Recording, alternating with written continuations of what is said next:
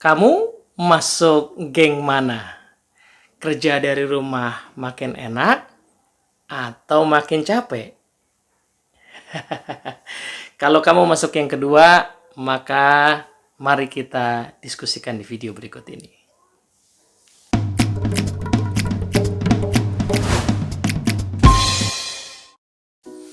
Ya, Assalamualaikum warahmatullahi wabarakatuh. Halo teman-teman semua, apa kabar? Nah, pernyataan yang kedua bahwa kerja dari rumah lebih capek itu saya dengar dari beberapa kawan-kawan, terutama yang memang kondisi organisasinya memungkinkan untuk full ya kerja dari rumah. Ada sebagian organisasi yang nggak bisa begitu.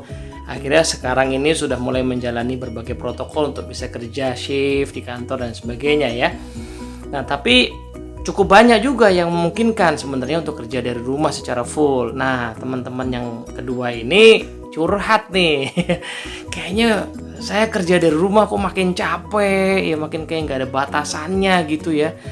Jam kerjanya makin panjang gitu. Nah, padahal harusnya kan teorinya hidup kita bisa lebih balance karena ya kita bisa atur-atur lah aktivitas di rumah. Nah, apa penyebabnya dan bagaimana kita sebagai pemimpin bisa mencegah hal itu, karena sebenarnya itu bukan kondisi yang ideal juga teman-teman semua ya. Kalau kita sebagai pemimpin maka kita mesti bantu tim member kita yang mengalami kondisi kayak tadi supaya mereka bisa produktif tetapi tidak burn out. Oke, apa penyebabnya sebenarnya? Jadi kalau kita runut ya, kalau kerja dari kantor kondisi normal itu kan memang situasinya adalah boundary-nya jelas. Ya, ada jam kerja, ada space kerja bahkan gitu ya. Dan itu sudah berlangsung bertahun-tahun, jadi kita sudah punya habit untuk bekerja dengan pola yang teratur yang jelas. Begitu masuk ke masa kerja dari rumah, ini at least bagi yang teman-teman kemarin kena pandemi COVID-19 ya kerja di rumahnya ya, bukan yang dari dulu tuh, yang dari memang ada dari dulu remote working tuh udah ada dari dulu. Tapi yang baru kena karena kemarin kondisi COVID-19, maka kondisinya adalah ya semua aktivitas itu berada di satu ruang yang sama namanya ruang rumah.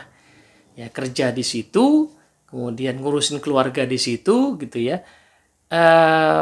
Sehingga batasannya jadi tidak terlalu jelas. Ya, kita nggak bisa, ada beberapa yang menyarankan misalnya bikin ruang kerja khusus di rumah Anda, misalnya gitu ya. Ada tipsnya kayak gitu.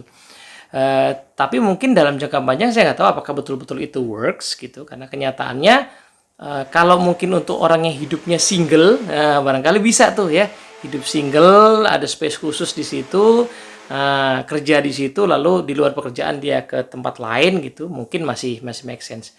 Tapi bagi yang sudah berkeluarga, mungkin punya anak kecil misalnya, kayaknya space itu nggak terlalu ngaruh juga sih. Nah, maka yang lebih berpengaruh barangkali memang kita lah yang harusnya menciptakan batasan-batasan kita sendiri. Ya, ini tips dulu buat kita yang kerja dari rumah ya. Batasan itu misalnya yang pertama adalah batasan waktu. Ya, kapan waktu kita betul-betul bekerja, kapan waktu kita bisa mengerjakan hal-hal lain. Nah, batasan waktu ini tentu berbeda dengan waktu jam kerja biasa normal. Kalau jam kerja normal ada jam kerja, istirahat gitu ya. Yang mungkin agak panjang kerjanya dan segala macam. Mungkin di momen sekarang batasan waktunya agak lebih cair. Tetapi batasan waktu tetap ada. Misalnya nih, kalau kita mulai jam kerja jam 8, maka mungkin sampai jam setengah 8 barangkali kita masih bisa masak ya, kalau yang masak masih bisa beres-beres rumah, cuci mobil, nyapu-nyapu gitu kan, ngurusin anak dan lain sebagainya. Tapi jam 8 kita kerja dulu nih. Nah, cuman breaknya barangkali bukan jam 12, karena nggak mungkin ya 8 sampai 12 nggak ngurusin rumah sama sekali, itu kayaknya impossible. Tapi di tengah-tengah kita bisa ciptakan small break ya untuk ngurusin hal-hal yang lain.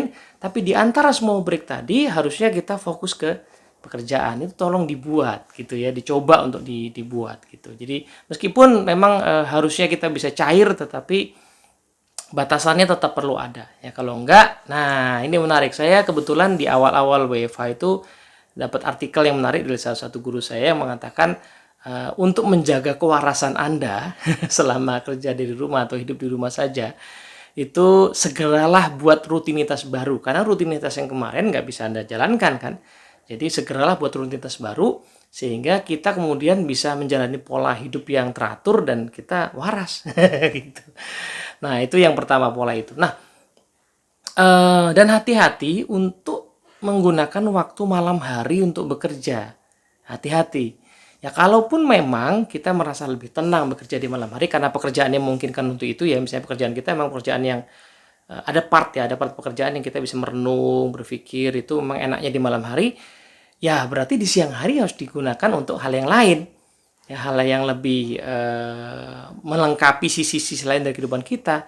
Ya masaklah tadi, ya olahraga lah gitu. Ingat kehidupan kita utuh loh. Ya kita punya pikiran, kita punya tubuh, kita punya hubungan sosial, kita punya hubungan dengan Tuhan yang mesti diasah, mesti dipenuhi.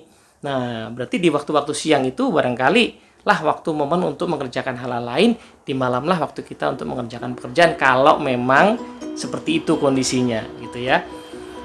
Nah, tapi hati-hati juga malam itu ya karena tidak ada batasannya, maka ada kemungkinan kita bablas tuh.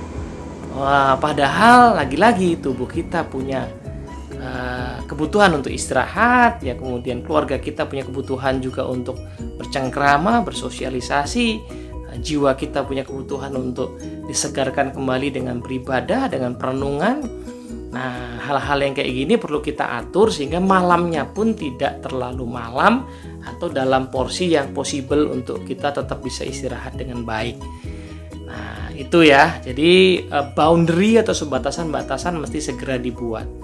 Nah, di sisi yang lain, tips buat para pemimpin, pahamilah bahwa Anda dan tim Anda itu punya boundary juga. Perlu tuh. Nah, bedanya adalah di kondisi normal, boundary-nya sama, jam kerja itulah. Tapi di kondisi kayak sekarang bisa jadi boundary-nya beda. Anda anaknya udah gede, tim member Anda anaknya masih kecil, pasti jam kerjanya nggak bisa sama persis. Ya kan?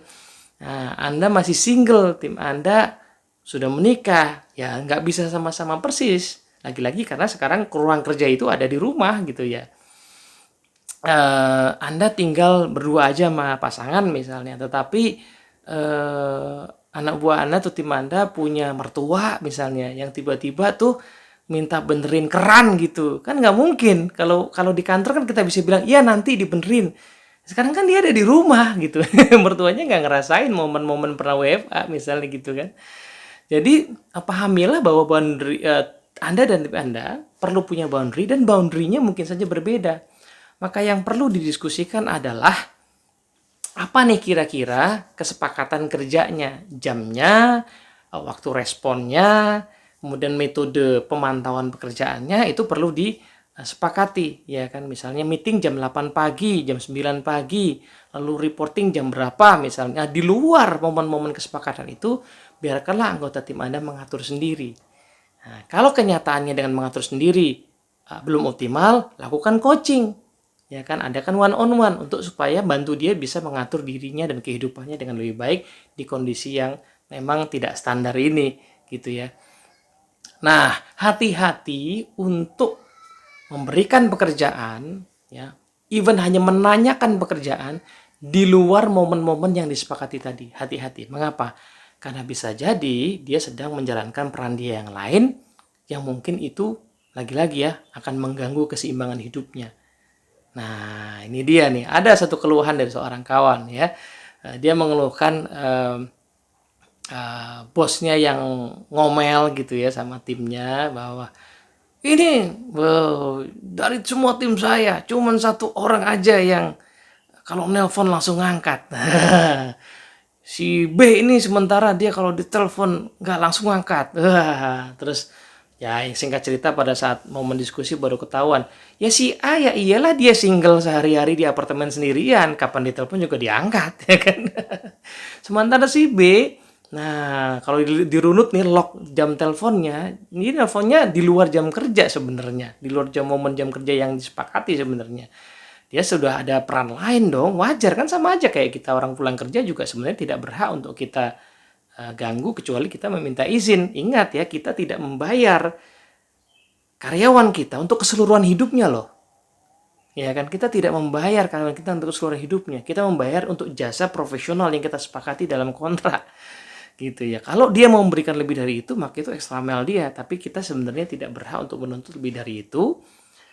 Apalagi di kondisi kayak sekarang yang dia punya banyak peran yang sekaligus ada di dalam rumah. Jadi Justru empati, kesediaan untuk memahami kondisi tiap orang, itulah yang perlu kita pahami. Nah, Anda nggak suka pengajian misalnya, so nggak ada kepentingan buat Anda ngatur jadwal pengajian, tapi anak buah Anda bisa jadi punya, ya kan? Dan you need to respect that gitu. Nah, jadi di momen waktu dia pengajian jangan diganggu juga, misalnya begitu ya. Ini cuma contoh-contoh sederhana aja. Nah, Anda nggak suka olahraga, ya di jam dia olahraga, ya hati-hati untuk tidak memberikan pekerjaan atau hanya menanyakan. Tapi saya cuma nanya ke WA aja takut lupa. Iya, Anda sebagai leader kan kayaknya cuma ngirim WA, tapi yang namanya tim member kalau kena WA dari bos itu mungkin pikirannya udah terdistraksi. Nah, itulah yang barangkali membuat energinya jadi tidak seimbang, teman-teman semua. Jadi, energi yang tidak seimbang akan lama-lama membuat tim member kita menjadi burnout. Nah, jadi dua tips tadi ya. Satu sisi buat tim member, buatlah boundary ya, dan kemudian sepakati dengan tim Anda mana titik-titik yang kita bisa bertemu sehingga kemudian sama-sama enak nih ya, submit pekerjaan enak, diskusi enak, meeting enak. Nah, sementara bagi tim leader, pahami bahwa tiap orang perlu boundary dalam WFH ini, tetapi juga boundary-nya bisa jadi beda karena kondisi tiap orang di rumah beda-beda. Jadi pahami, selain tadi lakukan sepakatan, pahami bahwa mungkin saja orang punya boundary-nya sendiri yang di luar yang kita sepakati bersama dalam perjanjian kerjasama kita. Ya, maka kita mesti hati-hati, mesti izin, sorry ganggu waktu istirahatnya. Jawabnya besok aja ya, misalnya begitu. Atau bahkan ya kalau tidak urgent nggak usah dikontak lah, besok aja lah, misalnya begitu ya, supaya kehidupan tim member kita tetap balance dalam ya pergulatan yang dialami sekarang dan dia tidak burn out dan dia bisa optimal. Nah, empati seperti ini jauh lebih diperlukan di kondisi sekarang daripada kondisi biasanya karena ya emosi orang sedang tidak standar gitu ya, kecemasan orang juga tidak sedang mudah dikendalikan, mudah dikelola, maka kita mesti menjadi pemimpin yang menenteramkan anggota tim kita. Moga-moga manfaat. Assalamualaikum warahmatullahi wabarakatuh.